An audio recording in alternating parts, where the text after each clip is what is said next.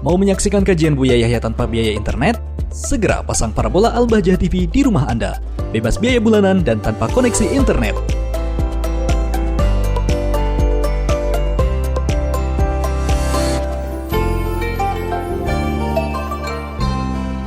Assalamualaikum.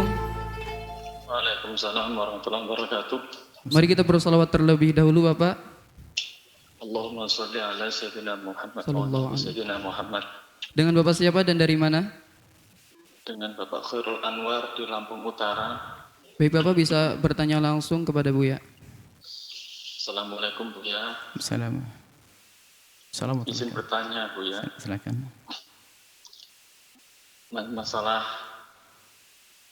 tentang zakat perkebunan kopi Buya. Baik.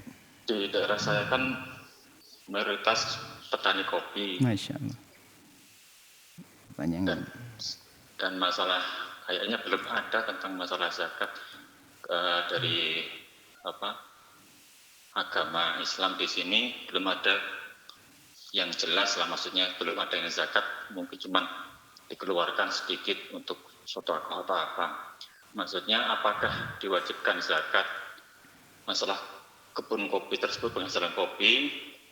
Kalau memang wajib zakat, berapa nisab dan berapa yang harus dikeluarkan? Itu aja Buya yang pertanyaan dari mungkin mewakili di Lampung Utara, khususnya di Masya Allah. di daerah saya. Subhanallah. Syukron Buya atas jawabannya. Assalamualaikum warahmatullahi wabarakatuh. Assalamualaikum warahmatullahi wabarakatuh. Masya Allah. Jadi memang di dalam pembahasan fikih itu, alhamdulillah kita punya ulama banyak dan luas ilmunya. Hanya dari masa ke masa ini ada perkembangan. Kalau kita kembali kepada kitab takrib yang kita baca, itu ditulis di abad ke berapa? Belum kebayang ada bisnis cabai yang menghasilkan sampai ratusan juta, atau bawang di Brebes ratusan juta, atau cabai di Lampung sampai puluhan ratusan juta.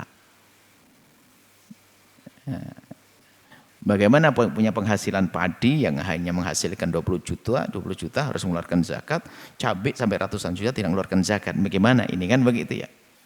Ternyata ini ada dibahas oleh para ulama, biarpun tidak berangkat dari asal madhab satu, madhab Syafi'i misalnya. Kesimpulannya begini, para ulama sudah menjelaskan. Intinya segala yang menghasilkan. Kalau tidak menghasilkan jangan. Misalnya orang jual aset tidak menghasilkan. Jual aset bukan bisnis. Tapi kalau dalam irama bisnis seperti petani cabai, petani bawang, petani peternak ayam, kan tidak ada ternak. Ternak kan yang zakat peternakan itu kan hanya kambing sama domba sama sapi sama onta dengan syarat-syaratnya. Tapi kalau ayam bagaimana sekarang, bisnis ayam sampai ratusan juta, bahkan miliaran. Nah ini. Maka di situ disebutkan penghasilan, segala yang menghasilkan, maka diwajibkan zakat tentunya dengan beberapa aturan yang harus difahami di sini. Pertama dihitung tentang batas minimalnya penghasilannya. Minimalnya adalah digabungkan antara dua cara pengumpulan nisabnya zakat pertanian, yaitu dijejer selama 1 tahun.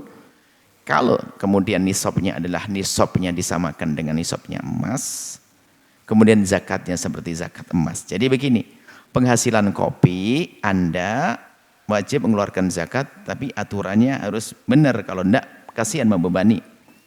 Jadi penghasilannya kira-kira sampai kepada nisab atau belum. Nisabnya disamakan dengan nisabnya emas. Nisabnya adalah emas 85 gram, emas murni atau sampai 90, kurang lebihnya tidak tahu. 58 gram emas murni, anggap saja 80 juta. Saya ingin mulai kemarin, mohon ada yang mencarikan harga real, harga nyata tentang emas hari ini. Di tahun ini, saya ingin, karena beberapa kali ditanya zakat, saya belum bertanya kepada tukang emas. Berapa harga emas murni hari ini? Mungkin ada yang bisa menjawab, besok langsung masukkan ke media sosial, menjadikan sandaran untuk nilai emas berapa. Kali 85, anggap saja 70 juta.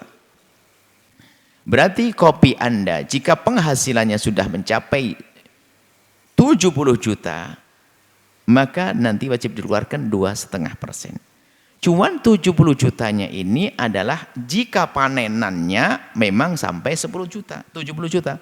Kalau panennya belum mencapai 70 juta, ditunggu dalam 1 tahun. Misalnya bulan Muharram Anda mulai menanam.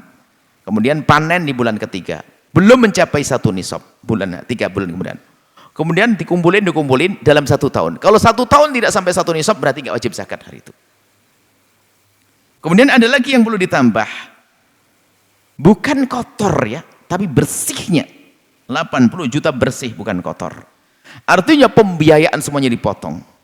Pembiayaan untuk tukangnya, bersihnya, semuanya biaya orang yang manen. Jadi bersih itu adalah cabai bersih, hasil untung bersih, bukan dari biaya-biayanya, biaya dipotong semuanya, baru nanti setelah itu dikeluarkan 2,5%. Seperti itu. Jadi diringankan.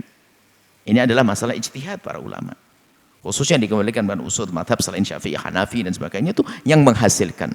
Termasuk di dalamnya adalah rumah kontrakan, ya. Karena menghasilkan, ya, menghasilkan maka dibahas nih. Tapi yang tidak menghasilkan jelas tidak ada. Jangan sampai kayak jual aset tidak. Jual aset tidak wajib membayar zakat.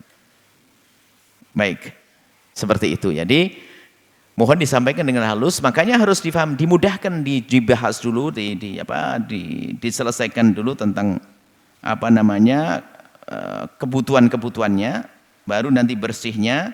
Kalau dikumpulkan 1 tahun sampai 1 nisab atau tidak. Kalau sudah sampai 1 nisab, cuma 2,5%. Anda kaya sudah kok, sedikit, seperti itu. Dan dalam hal ini pun juga memang ada perbedaan di sana, akan tapi beginilah gambarannya yang paling mudah seperti itu. Jangan ragu mengeluarkan zakat, akan tapi untuk mensosialisasikan hal yang demikian ini harus dengan perlahan. Hati-hati, karena sebagian orang belum mengerti. Apalagi berpegang kepada fikih-fikih seperti ini, enggak disebutkan tentang kopi, cabai, enggak, hanya perkebunan ada makanan pokok dan sebagainya. Kalau makanan pokok dengan aturan khusus. Dan padi 10%, bayangkan. Ini hanya 2,5%. Kurma 10%. Usur. Kalau disirami dengan air hujan, itu kalau pakai penyiraman sendiri nisful usur 5%. Seperti itu. Semoga Allah memudahkan kita untuk bayar zakat. Wallahu a'lam bishawab.